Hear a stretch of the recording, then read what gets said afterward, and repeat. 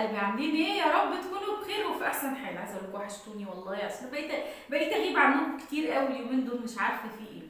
فتعالوا بس نبدا كده ونقول بسم الله والصلاه والسلام على اشرف خلق الله. لايك بقى وشير وسبسكرايب للكل. بصوا بقى، انا كنت في السوق دلوقتي، عايزه اقول لكم جايه متلجه والله العظيم حرفيا. ف ممكن لو سمحتي يا كوكي توطي؟ ماشي. ايه الادب ده؟ هاكل على العسل، مش عارفه اودي عسلها فين بصراحه. بصوا بقى يا بنات، انا كنت في السوق. طبعا يعني ايه، جبت شويه حاجات. انا كنت طالعه والله اجيب حاجه للغدا. ماشي شاطره. كنت طالعه اجيب حاجه للغدا، فالمهم ايه، لقيت في حاجات كتيره قوي ناقصه لاني بقالي ياما ما طلعتش السوق، فقلت اجيبها معايا.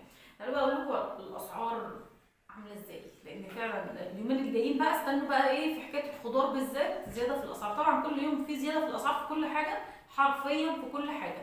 بس الايام اللي جايه عامه احنا بنبقى واخدين في الوقت ده من السنه، بتكون على دخله رمضان او فصل الصيف من الشتاء، بتكون الاسعار بتاعت الخضار بتطلع، لان في خضار بقى كل سنه وانتم طيبين بيمشي يعني او بيخلص، وفي خضار تاني بيطلع، ففي حاجات كده طبعا الاسعار بتتغير. فقلت بقى ايه اوريكم الحاجات اللي انا جبتها. انا ما جبتش يعني مش كل الفصول اكيد يعني، بس ايه جبت دي اول حاجه. بصوا انا ما عنديش شطه، بما اني عملت مخللات كتير الايام اللي فاتت، فكنت خلصت كل الشطه اللي عندي. اي نعم هي مش المفروض ان احنا نجيبها في الوقت ده لانها بتبقى غاليه، بس انا قلت اجيب كيلو امشي نفسي بيه، اعمله هريسه شطه. انا جايباها ب 20 جنيه. طبعا لما بجيبها بتكون اقل من كده، يعني ممكن بتبقى مثلا اخر مره جبتها كانت ب10، كان الكيلو ب10، فانا جبت الكيلو ده ب20 جنيه. طبعا لما بجيب للشطه يعني او هعمل برطمانات شطه بكون جايبه كميه كبيره، بس انا قلت ده لحد ما ترخص وكده اجيب كيلو واحد بس امشي بيه نفسي، فاهمين؟ بس هي دي طبعا شطه حراقه جدا. عامه لما بعمل هريسه شطه بحبها تكون حراقه. انا جايبه الكيلو ب20، كيلو الفلفل العادي ب16. فزي ما قلت لكم جبت ايه. طب ننزل دي ولا ايه؟ خليهم.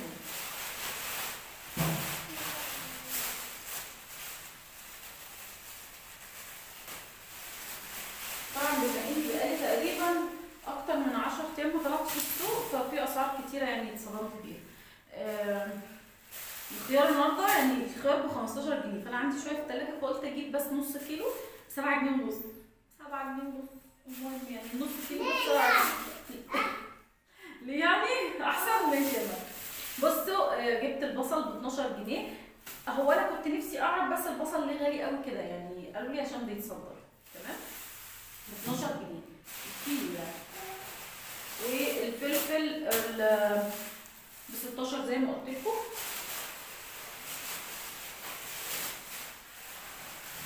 بصوا بقى البطاطس طبعا في الكيلو ونص ب10، وفي الكيلو وربع. انا جايباها الكيلو وربع علشان دي تحمير، التانية صغيرة كده فما عجبتنيش. الجزر دي أول النظر. بصوا الجزر لما مركز كده الكيلو ونص ب10. تمام. بصوا بقى يعني ايه البطاطس، احنا عارفين طبعا في منها انواع على فكره. في اللي هي الكرة دي بتبقى احسن انواع البطاطس اللي هي بتتحمر التحمير يعني. في بطاطس بتبقى شبه الكرة كده او بنقطه حمراء برضه، بس مش بتبقى تحمير خالص، عشان انا جربت الاثنين وفعلا كان فيهم واحده تحمير واحده مش تحمير. فما نتخدعش، مش كل البطاطس اللي فيها نقطه حمراء على فكره بتبقى تحمير. الجزر طبعا بتنقي الجزر يكون لونه غامق كده وحلو. نيجي بقى لتنقيه البصل. كنت قلت كده ايه كم معلومه عن تنقيه الخضار قبل كده، وفي بنات كتير قالت لي ايه ان احنا كنا لسه عرايس جديد جداد وكده، ولما بنطلع السوق ما بنبقاش عارفين ننقي خضار يعني قوي. ف حبوا قوي معلومه يعني فكره ان انا اقول مثلا ايه تنقي الخضار ازاي. فعشان كده ايه بنقول المعلومات على الماشي، نقضيها كده على الماشي. لما تيجي تنقي البصل بصوا اللي هو تحسي البصلايه تكون ناشفه، مش مزرعه، مش فيها اخضر من هنا ولا من هنا، وتكون زي ما انتم شايفين تكون سليمه كده ونظيفه.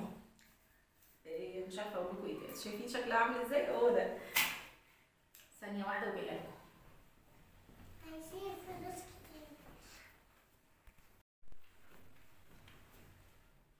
رجعت لكم تاني. احنا كنا وقفنا لحد فين؟ بصوا الخيار، تنقي الخيار اللي هو مش ناعم، يكون مع يعني مخربش كده، عارفين ان هو يكون فيه تعريق كده ويكون اخضر. تمام. طبعا بلاش تنقي برضو الخيار الكبير قوي ولا الصغير، يعني الصغير قوي ده انا بحبه بس مخلي الخيار، فبحب اشتريه. انما بحب اجيب الوسط ده، بيبقى حلو جدا وطري، وكمان مش مفيهوش بذر من جوه. انما الكبير قوي ده بيبقى فيه بذر. تمام. جبت الليمون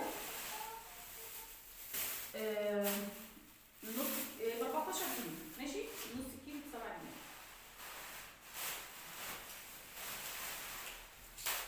بصوا انا جايبه رز لاني خلصت الرز اللي عندي، انا كنت شاريه كميه يعني وخلصتها. ما جبتش رز اللي هو عارفين الرز اللي بيبقى شعير وكده وبتعمليه. انا المفروض ان انا كل سنه بجيب، بس السنه دي قلنا سعره غالي وكده وايه، لا خلينا نشتري كده بالشكاره اللي هي 25 كيلو دي افضل يعني.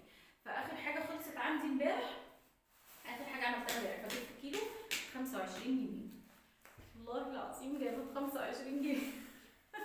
انا ما اشتريتش من ايام ما كان، بصي هو كان بره في الماركت ب 17 او ب 18، وكنت انا جايباه من حد يعني حد بيبيع رز من اللي هو البيتي الفلاحين يعني، فكان كنت جايباه ب 15 جنيه، وكان حلو جدا بصراحه، وكان يعني ايه احسن. بس قلت اجيب بقى، ثواني يا كوكي، فقلت اجيب بس كيلو كده اعمله النهارده على ما اجيب تاني.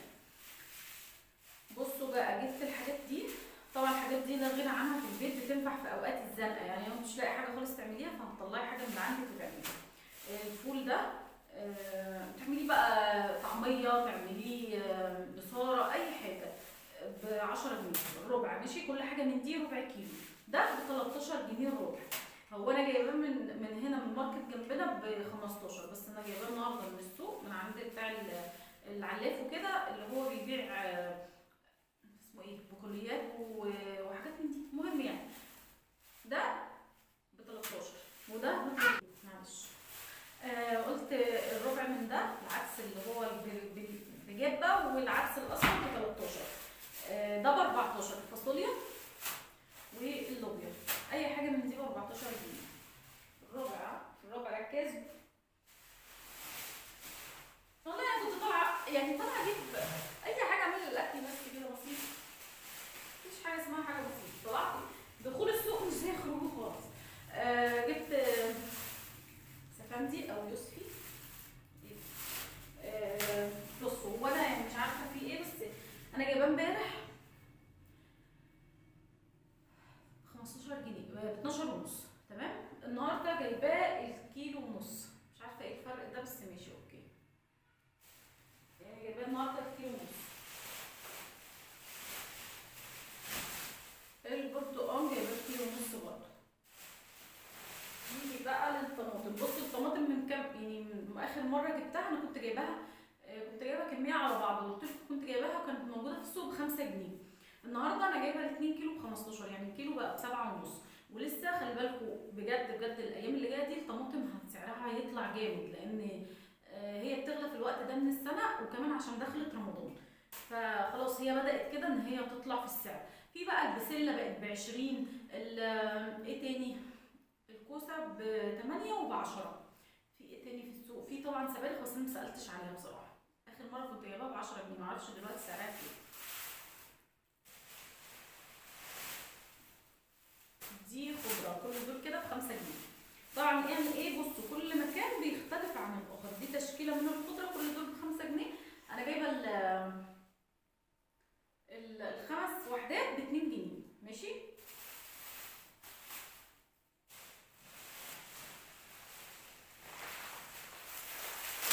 وجبت دول برضو، كنت عايزه اجيب تشكيله مكرونات بس قلت مش مشكله النهارده يعني، لان كنتش طالعه زي ما قلت لكم ان انا طالعه اتسوق حاجات كتير، انا طالعه بس على قد ان انا هجيب حاجه للغدا وخلاص. فجبت شعريه ولسان عصفور، كيس من ده ب 10 جنيه. بصوا بقى انا هشيل دي كده مره واحده عشان لو طلعتها هتتبهدل يعني. ده ليمون، طبعا كلنا عارفين الليمون القضاليه اللي هو انا عن نفسي مش بستخدمه في العصير يعني، او مش بستخدمه في الاكل، انا بستخدمه في التخليل.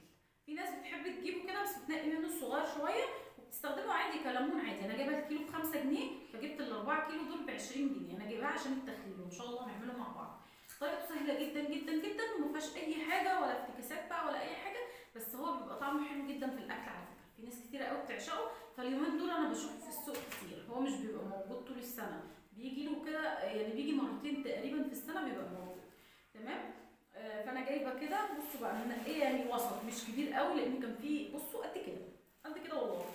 فنقيت الوسط، يعني اكبر حاجه نقيتها بتهيألي الحجم ده كده. في اكبر من كده طبعا. جبت ال4 كيلو دول ب20 جنيه. تمام كده.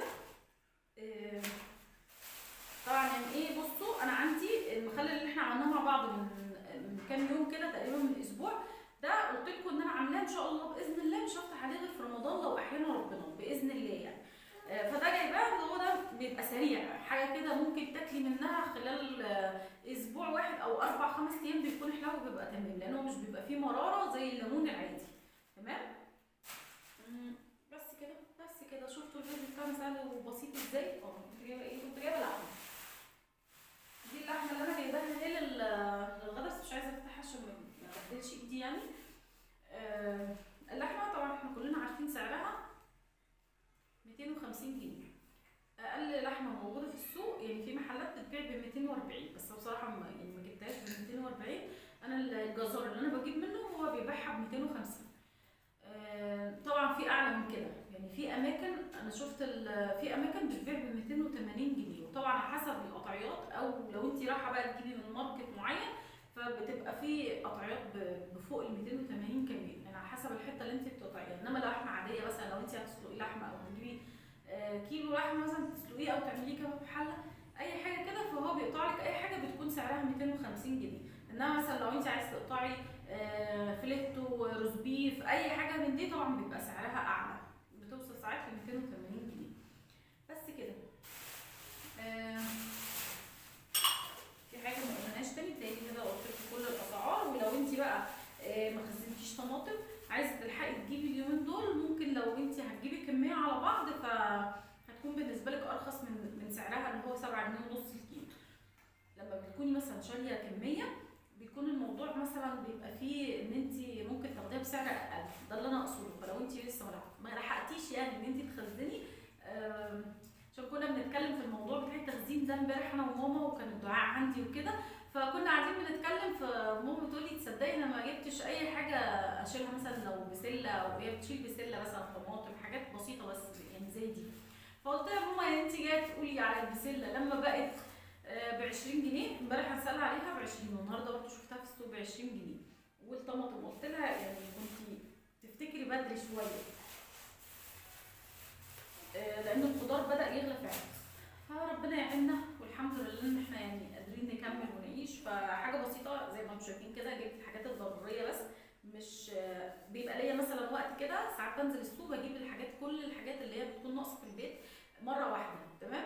وساعات ببقى نازله مثلا اجيب غدا فبجيب كام حاجه من اللي ناقصين في البيت. فاهمين قصدي ايه؟ مش كل مره بجيب كل الحاجات اللي انا يعني موجوده في السوق، او كل الحاجات الطلبات اللي موجوده في السوق. تمام كده.